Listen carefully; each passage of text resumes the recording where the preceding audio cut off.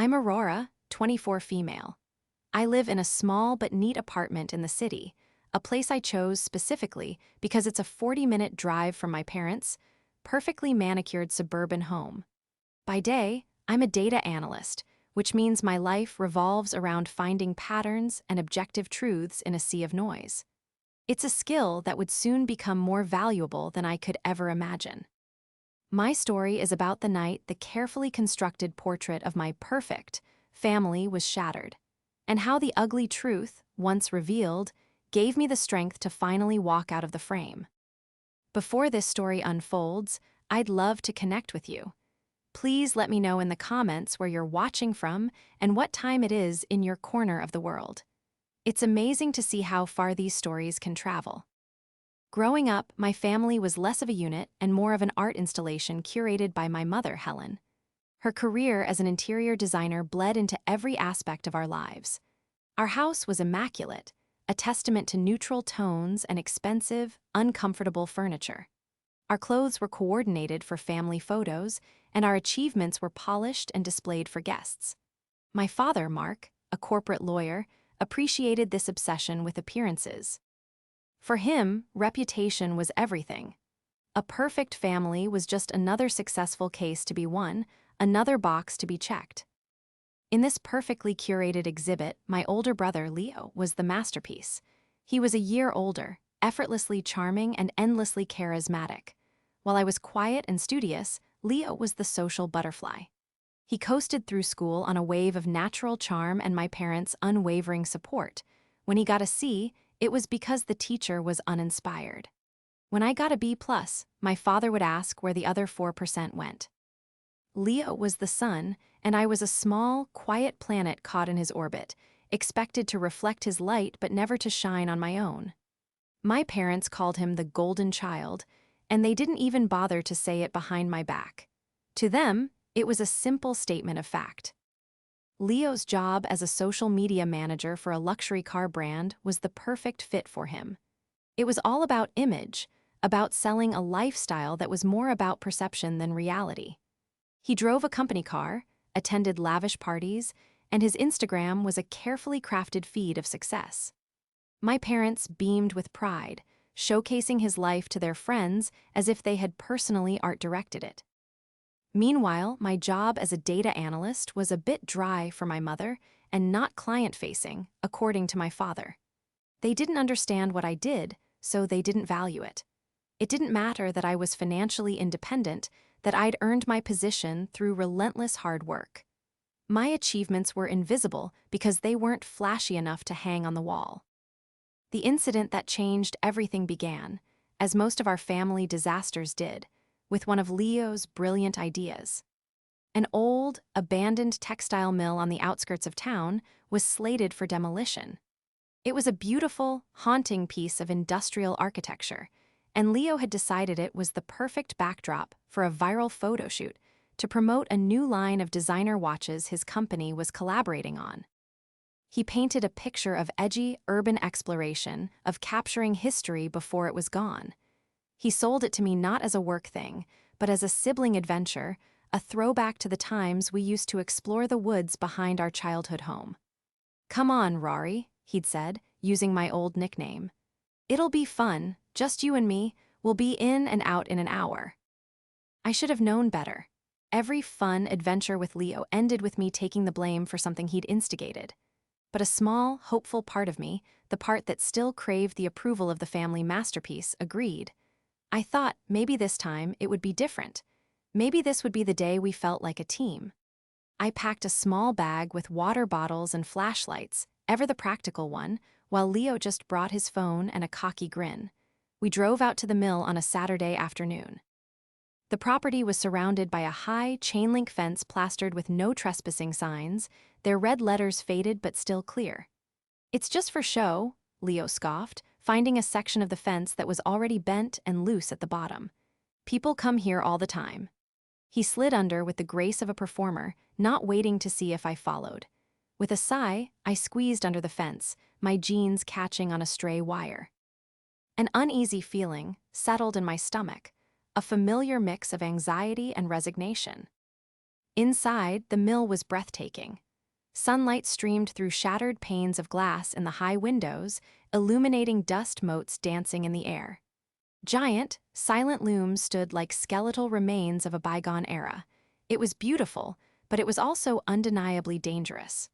Rusted metal littered the floor, and the concrete was crumbling in PL. Leo, however, was in his element. He was directing me like a photographer's assistant, telling me to hold his phone for a certain angle or to stand in a specific spot to test the light.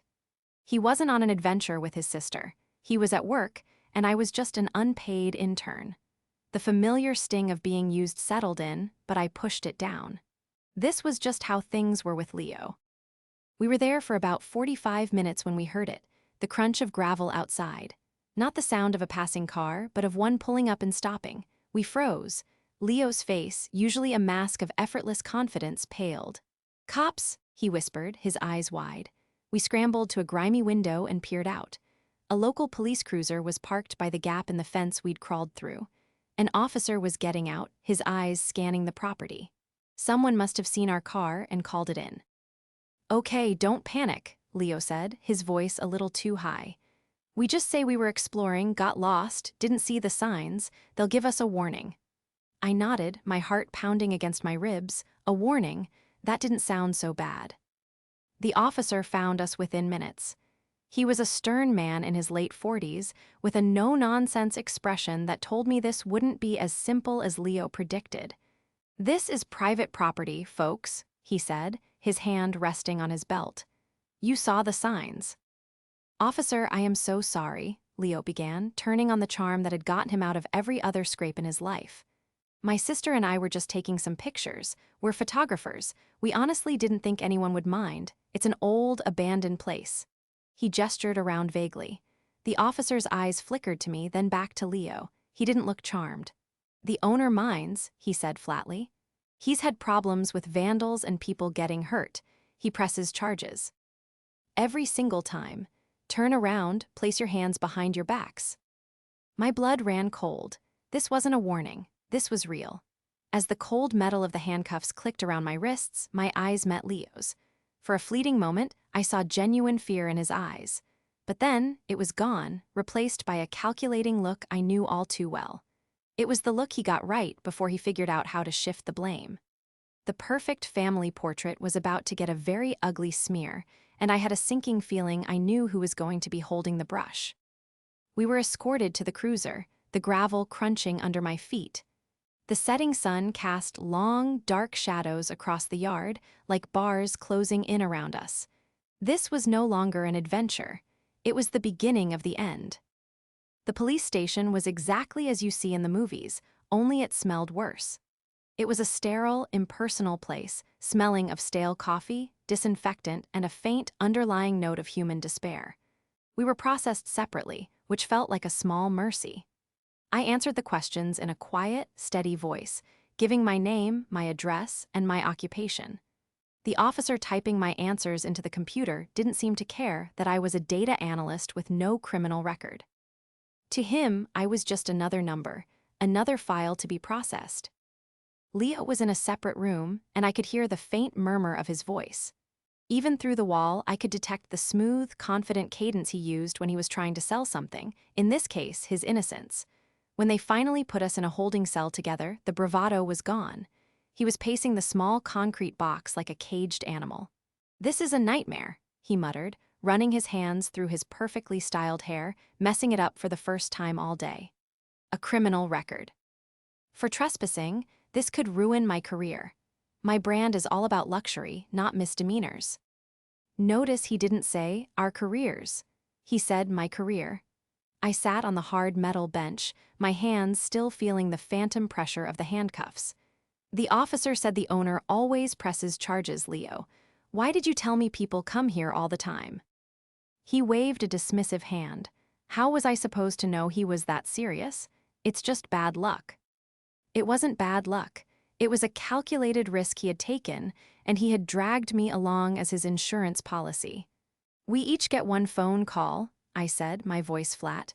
"Who are you calling?" "Dad, obviously," he said, as if it were the most ridiculous question in the world. He's a lawyer. He'll know what to do. He'll sort this out. When the officer came to let Leo make his call, my brother straightened his shirt and adopted a tone of weary regret. I could hear his side of the conversation from the cell. Dad, it's Leo. Yeah, I'm okay. Look, there's been a huge misunderstanding. Rory and I are at the downtown precinct. No, she's fine. It was her idea to go exploring, you know how she is, always into those old, weird places. I tried to talk her out of it, but she can be stubborn. Yeah, trespassing. I know, I'm so sorry, I should have stopped her. My breath hitched in my chest. I felt the blood drain from my face as I listened to him effortlessly paint me as the reckless instigator and himself as the responsible older brother who got caught in the crossfire. Every word was a perfectly placed brushstroke, creating a new portrait where I was the vandal and he was the victim. He was laying the foundation for his exoneration, and he was using me as the concrete. The officer watching me from the desk gave me a look of mild pity before turning back to his paperwork. He'd probably heard 1,000 calls like that. When it was my turn, my hands were shaking so badly I could barely dial my best friend Maya's number.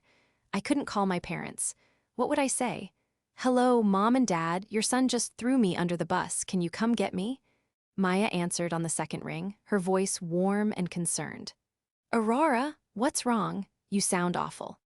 Tears I didn't know I was holding back began to stream down my face.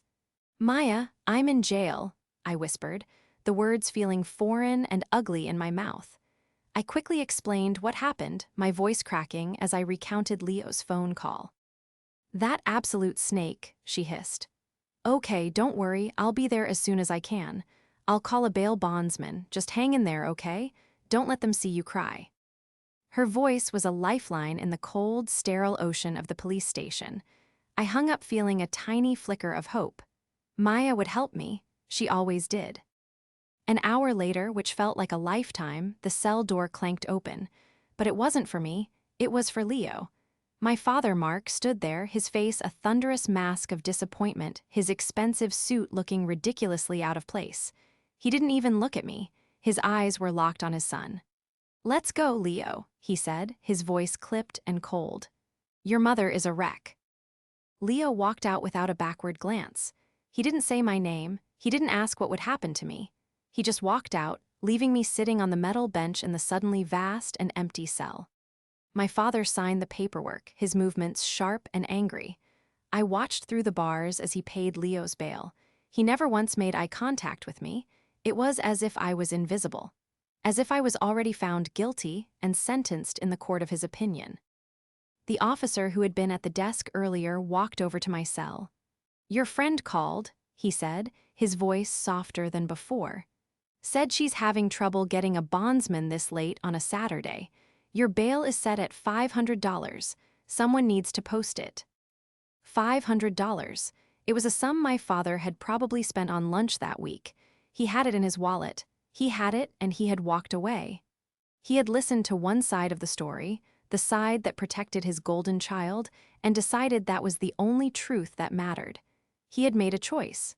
He chose his son, and he left his daughter in a cell. The finality of it hit me like a physical blow. The officer led me to a different cell, a solo one for the night. The heavy door slammed shut, and the sound echoed in the profound silence. I was alone, truly alone. My brother had betrayed me. My father had abandoned me. My mother, who I knew was at home, a wreck, was weeping for the son who was on his way home to his comfortable bed, not for the daughter who was about to spend the night on a concrete slab. The family portrait was a lie. It always had been. I was just the shadow in the corner they could crop out whenever it was convenient. The cold of the concrete floor began to seep into my bones, a chilling premonition of the cold clarity that was about to dawn. This night in jail wasn't just a punishment, it was about to become an education.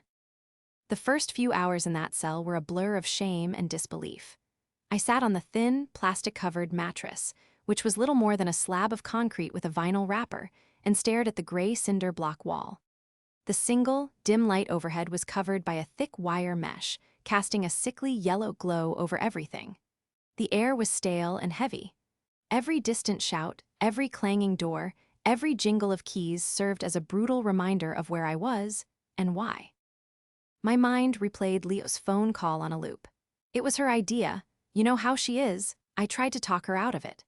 Each word was a small, sharp betrayal. He hadn't even hesitated. It was instinct.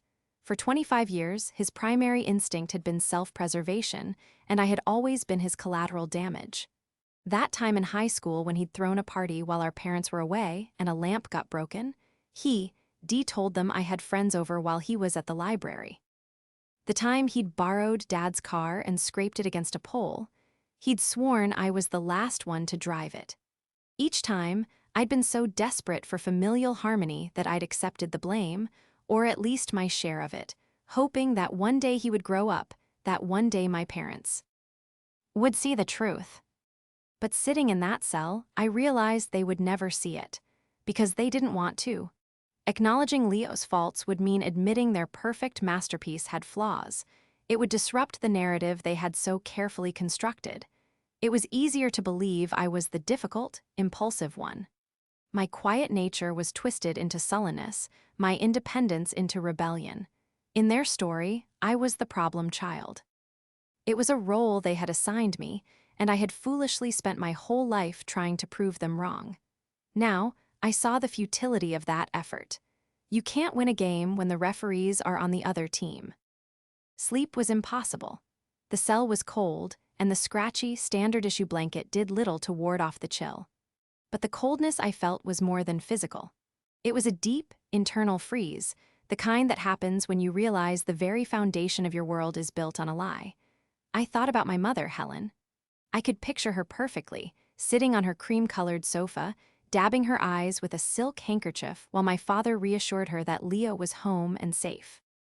She would be worried about how this unfortunate incident would affect Leo's reputation. Would his boss find out? Would it hurt his brand? My incarceration wouldn't be a source of worry. It would be an inconvenience, a stain on the family's public image that needed to be managed. Sometime around 3 a.m., something inside me shifted. The frantic, desperate grief that had been choking me began to recede, replaced by a strange, calm clarity. The tears dried on my face. My shivering stopped. It was an epiphany born of concrete and steel, a moment of absolute truth in a life filled with polite fictions. They left me here. They knew where I was, they knew I was alone, and they made a conscious decision to leave me here. This wasn't a misunderstanding. This wasn't a mistake. This was a choice, and their choice had given me a gift I never knew I needed: freedom. I was free from the exhausting, lifelong effort of trying to earn their love. I was free from the hope that they would one day see me for who I was. I was free from the responsibility of protecting my brother from the consequences of his own actions. He had set me on fire to keep himself warm, and my parents had handed him the matches. But I was done burning. As a data analyst, my job is to look at a chaotic mess of information and find the single, undeniable pattern that tells the story. For the first time, I looked at my life, at my family, with that same objective detachment. The data points were all there: the casual dismissals of my accomplishments, the endless excuses for Leo's failures, the constant pressure to be smaller, quieter, less of a bother. The pattern was clear. It wasn't about love. It was about control and image. Leo was a good investment, a reflection of their success. I was a variable they couldn't quite solve for, so they rounded me down to 0. A new feeling began to bloom in my chest, pushing out the cold. It was anger. Not the hot, flashing anger of a child, but a cold, hard, focused rage. It was the anger of an adult who has finally understood the depth and scope of the injustice done to her. They thought they could discard me. They thought I would just sit here, take the blame, and come home tomorrow, tail between my legs, ready to be the family scapegoat once more. They had underestimated me. They saw me as the emotional, artistic one from my childhood, not the woman I had become. A woman who spent 40 hours a week sifting through data to find the truth. And I was going to find the truth of this situation. My mind started to work, no longer clouded by hurt, the arrest, the processing, the officers. They wore body cameras. They had to. It was standard procedure. The arresting officer had spoken to us both. Leo, in his panic, had probably talked a lot. And then there was his phone call to our father. Could that have been recorded? Maybe not the call itself, but what if an officer was standing nearby? What if Leo repeated his lies to the desk sergeant? There had to be evidence. There had to be something more than my word against his. The first sliver of gray dawn light filtered through a high, barred window somewhere down the hall. A new day was beginning, and with it, a new Aurora.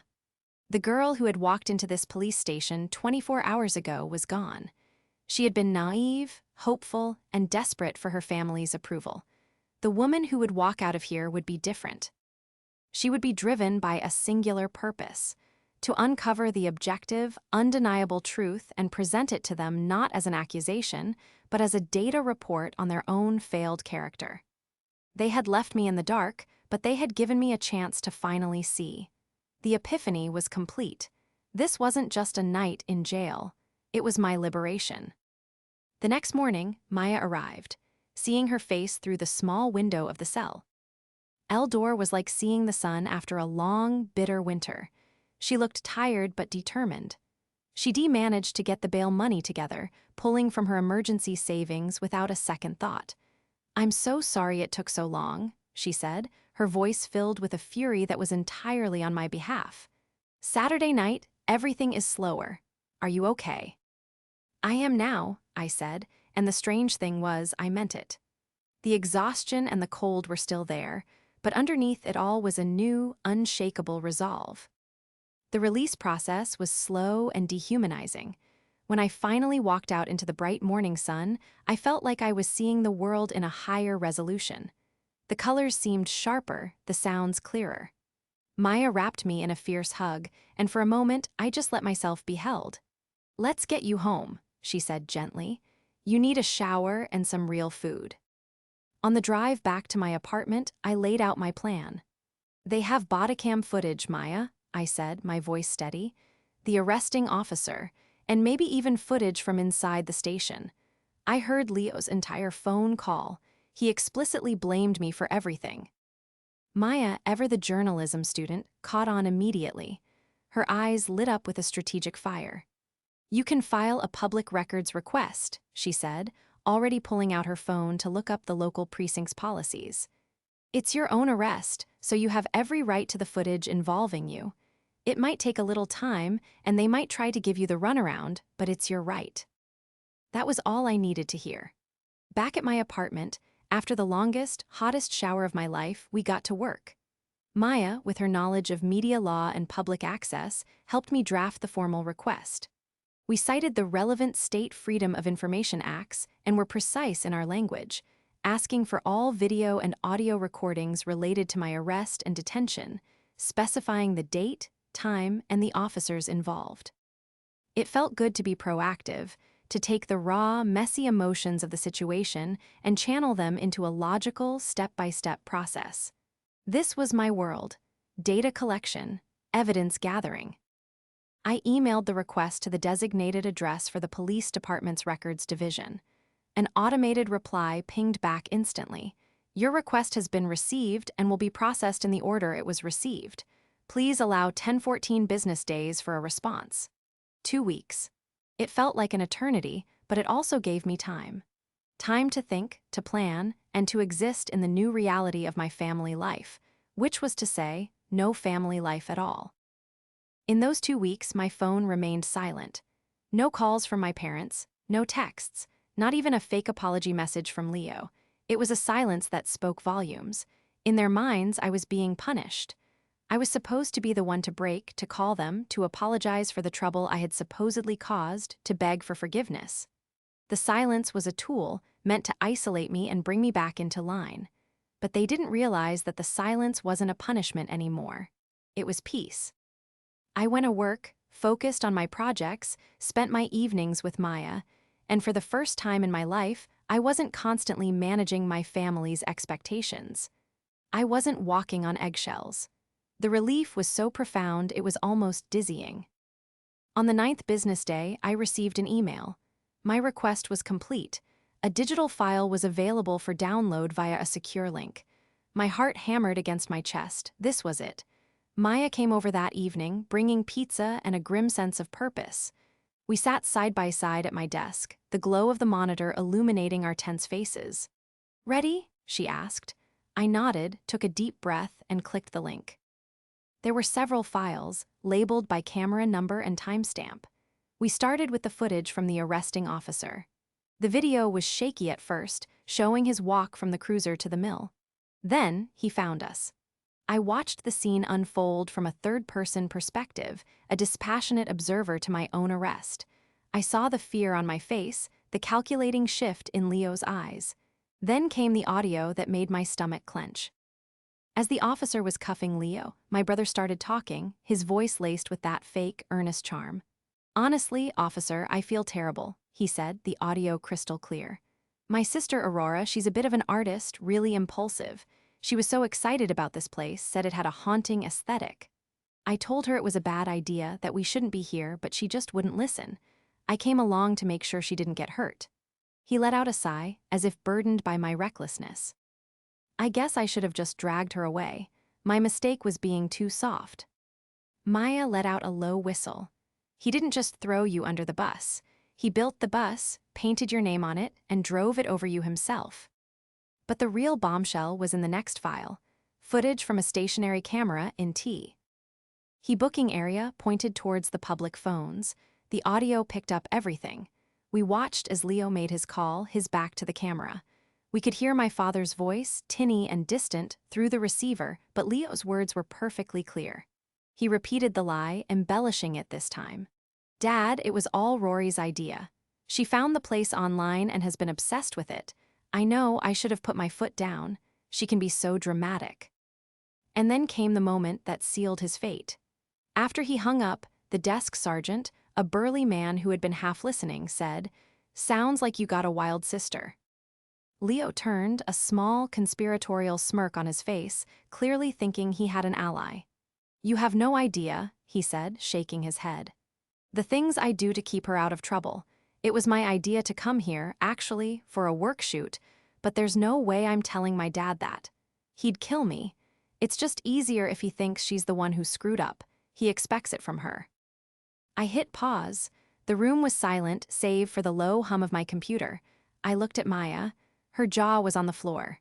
I felt a strange sense of vindication, so pure and potent it was almost serene. It was all there. His confession, his motive, his casual, cruel dismissal of me, the truth in digital black and white. "Aurora," Maya said softly, her eyes wide. "What are you going to do?" I looked at the frozen image on the screen, my brother, smirking, caught in his own web of lies. My plan had been to simply show this to my parents to prove my innocence. But now, seeing the calculated, malicious nature of his betrayal that felt insufficient, this wasn't just a lie told in a moment of panic. This was a pattern of behavior, a lifetime of manipulation laid bare in a single, damning conversation. He hadn't just lied to save himself. He had lied because it was easier.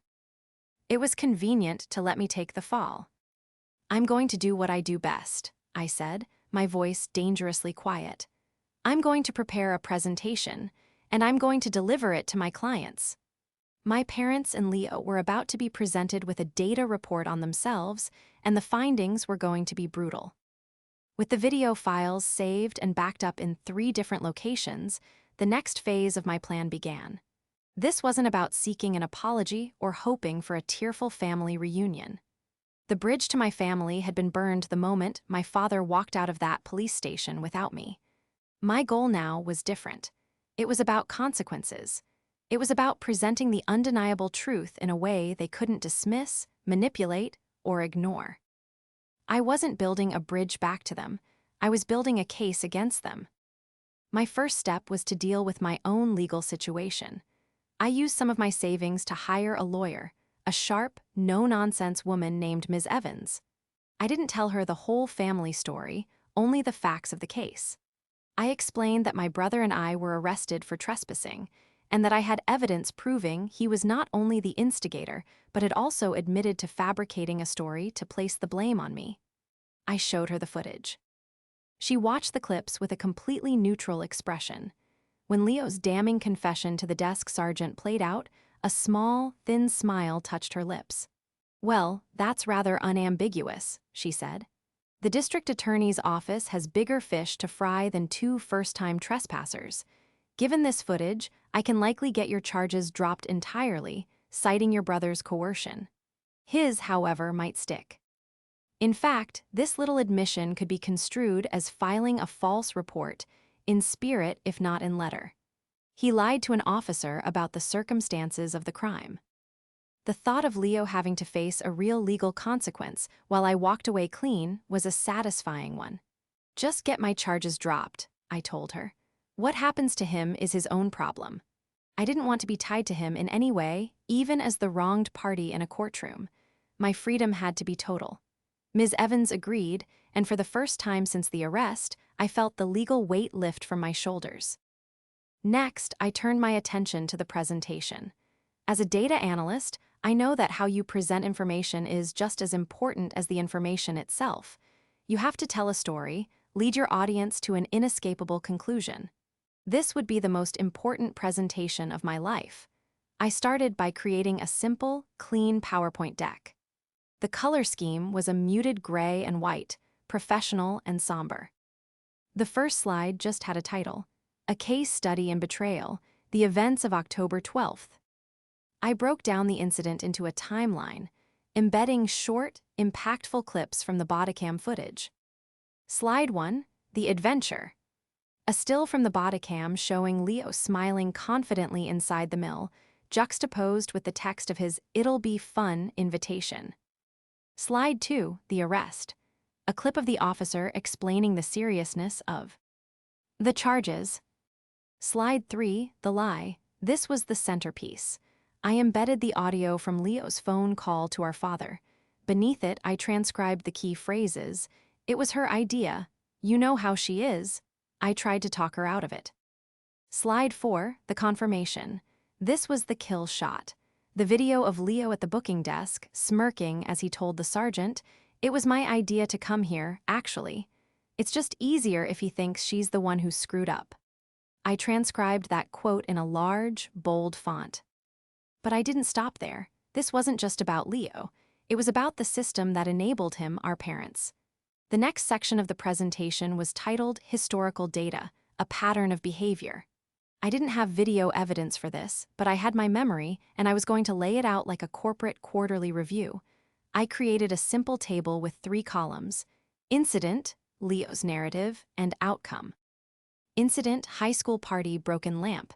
Leo's narrative, Aurora had friends over. Outcome, Aurora grounded for 2 weeks. Incident, damaged father's car. Leo's narrative, Aurora was the last to drive it. Outcome, Aurora loses driving privileges for a month. Incident, failed university course. Leo's narrative, the professor had a personal vendetta. Outcome, parents pay for a private tutor. Aurora told to be more supportive of her stressed brother. I listed 5 such incidents, spanning a decade of casual, constant blame shifting. Each one was a data point in a clear and damning trend. Seeing it all laid out, stripped of emotion and presented as cold, hard fact was incredibly validating. It wasn't just in my head, it was real. It was a pattern. The final slide was titled Conclusion. It contained no videos, no quotes, just 2 simple, bulleted points. The narrative of the golden child and the problem child is a fabrication designed to protect one party at the expense of the other. Continued participation in this dynamic is unacceptable. While I worked on this, Maya was my rock. She'd watch me meticulously align text boxes and trim video clips, a look of awe on her face. "You're like a revenge artist," she said one night. "Most people would just scream and shout. You're building a legal and emotional guillotine." Her words made me smile. It was true. The screaming and shouting phase had passed in that cold cell. This was something different. It was a severance. It was a declaration of independence backed by irrefutable evidence. The day Ms. Evans called to tell me my charges had been officially dropped, a wave of relief so powerful it made my knees weak washed over me. "The prosecutor wasn't thrilled with your brother's recorded statement," she said dryly. "He still has a court date next month. He'll likely just get a fine and community service, but the charge will be on his record." a permanent stain on the golden child's perfect image. It was poetic. With my legal freedom secured, it was time to execute the final part of my plan. I needed a venue for my presentation, a neutral, formal setting where they couldn't shout me down or walk away. I sent a single, concise email to my parents and my brother. Subject: urgent family matter. Body: there are unresolved issues and outstanding evidence pertaining to the events of October 12th that require discussion. I have booked a private room at the Oakwood restaurant for this Sunday. At 1 p.m. your attendance is required. Do not be late.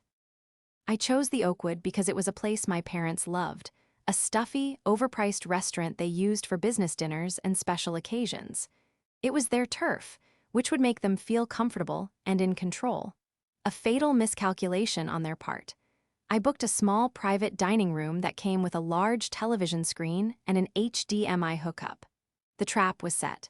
Now, all I had to do was wait for the mice to arrive. I arrived at the Oakwood restaurant a full 30 minutes early. The maitre d' showed me to the Sycamore Room, a small, wood-paneled private dining area with a heavy door. At one end of the long, polished table was a large flat-screen television. I connected my laptop, tested the display, and queued up my presentation. The first slide, a case study in betrayal, glowed ominously on the screen. I then sat down, my back to the screen, and took a sip of water. My hands were steady. My heart was calm. I felt like a litigator about to deliver her closing argument. They arrived exactly at 1 o'clock, a united front of disapproval.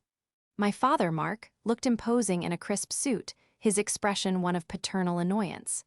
My mother, Helen, wore a carefully neutral beige outfit, her face a mask of strained composure. Leo trailed behind them, looking less like a golden child and more like a sulky teenager. He had the decency to look slightly ashamed, refusing to meet my eyes. Aurora, my father began, taking the seat at the head of the table as if by divine right. I'm glad you called this meeting. Your mother and I have been very worried. We hope you've had time to reflect on your behavior and the trouble you've caused. I didn't respond. I simply took a small remote from my bag and clicked a button. The television behind me flickered to life, and the first slide of my presentation appeared. The title hung in the air, sucking the oxygen out of the room. What is this? My mother asked, her voice wavering slightly. This, I said, my voice even and clear, is a debriefing. You've all been operating under a false narrative regarding the events of October 12th. I'm here today to correct the record with factual evidence. My father scoffed. Evidence? Aurora, don't be dramatic, we know what happened. Leo told us everything.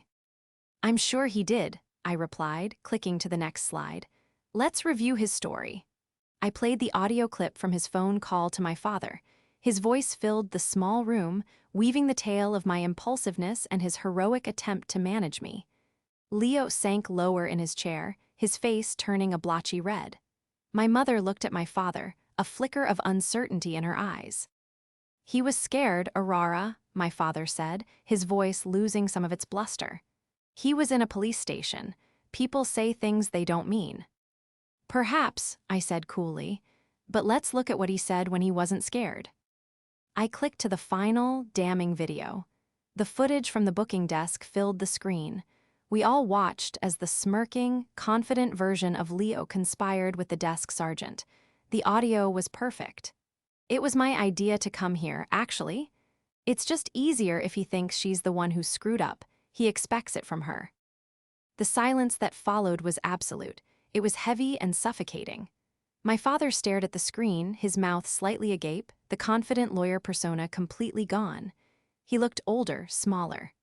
My mother had her hand over her mouth, and her eyes, wide with shock, were fixed on Leo. And Leo, he looked like he wanted the floor to swallow him whole. He was staring at his hands, unable to look at anyone. As you can see, I continued, my voice cutting through the silence like a knife, the data does not support the initial narrative. The truth is, Leo lied. He lied to save himself, and he used me as a scapegoat because, as he so helpfully pointed out, you expect it from me. I moved to the next slide, the table of historical data.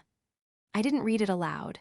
I just let them see it, let them absorb the pattern of a decade's worth of betrayals, big and small. The broken lamp, the dented car, the failed class. Each one a familiar story, now cast in a horrifying new light. "He's your son," I said, finally looking directly at my parents. "You are supposed to love him, but you weren't just loving him, you were enabling him. You created a system where he never had to face a single consequence, and I was the designated shock absorber for his mistakes. You didn't just fail me, you failed him. You raised a 25-year-old man who believes that lying and betraying his own sister is the easier option." My mother started to cry, silent tears tracking down her perfectly powdered cheeks. "We didn't know," she whispered. "You didn't want to know," I corrected her gently. "It was easier for you too." I looked at my father. He had found his voice, but it was hoarse. "What do you want, Aurora? An apology?" I almost laughed. An apology is a token you give when you spill coffee on someone. This is a systemic failure. What I want is for you to understand the full consequences of your actions. I clicked to my final slide. As of last week, all charges against me were dropped, thanks to the evidence you just saw. Leo's were not. He has a court date next month. His name, not mine, will have a criminal record attached to it.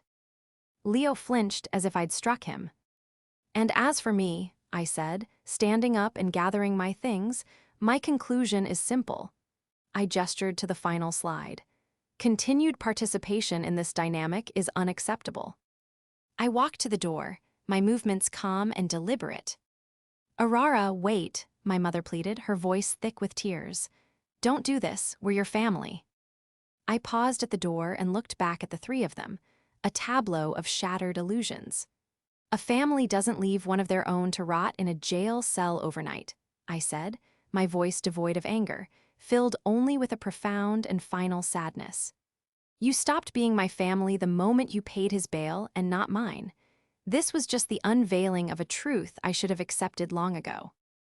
I opened the door and walked out into the restaurant's bustling main room without looking back. The noise and life of the outside world washed over me. I had presented my case. I had delivered the verdict. And I had, finally, set myself free. Walking away from that restaurant felt like stepping out of a pressurized cabin into the open air. For the first few days, the silence from my family was a palpable. La Presence. I kept checking my phone, half expecting a barrage of angry texts, tearful voicemails, or desperate pleas. But there was nothing. It was as if, by revealing the rot at the core of our family structure, I had caused the entire edifice to collapse into a silent pile of dust. About a week later, I got a single text from my mother. It read, "Your father and I are very disappointed in how you chose to handle this. We are arranging therapy for Leo. I hope one day you can find it in your heart to forgive your brother." I stared at the message, a bitter laugh escaping my lips. Even now, after being confronted with incontrovertible proof, their first instinct was to manage the problem, Leo, and frame me as the unforgiving party. They hadn't learned a thing. The system was just rebooting. They were sending the golden child to be fixed, while I was still expected to play my part and offer forgiveness for a crime they refused to fully acknowledge. I typed a simple reply, "I have nothing to forgive because I am no longer involved." Then, I blocked her number. I blocked my father's and Leo's as well. It felt less like an act of anger and more like an act of digital hygiene, cleaning out the malware that had been corrupting my system for years. Ms. Evans informed me when Leo's court date passed. As she predicted, he got off with a hefty fine and 100 hours of community service. The charge, a misdemeanor for criminal trespassing, was now a permanent part of his public record. I imagined that would be a difficult thing to explain to the luxury brands he worked with. A stain on the polished image he and my parents had worked so hard to maintain. I felt a flicker of grim satisfaction, but it was fleeting. My focus was no longer on their downfall, but on my own ascent. Life without the constant, low-grade stress of my family was revelatory. I realized how much of my mental and emotional energy had been consumed by them, anticipating their moods, managing their expectations, bracing for the next casual slight. With that energy freed up, I poured it into myself. I excelled at work, taking on a complex project that led to a promotion and a significant raise. I reconnected with old friends I had drifted from because they weren't the kind of people my mother approved of. I started hiking on weekends, finding peace in the quiet strength of nature, a welcome contrast to the loud, fragile egos I had grown up with. Maya was my constant companion through it all. We celebrated my promotion with cheap champagne in my apartment, the city lights twinkling outside my window. To new beginnings, she toasted, her eyes shining with pride, and to finally being the main character in your own story. We talked about the future, about her dreams of becoming an investigative journalist and my own quiet ambition to lead a data science team.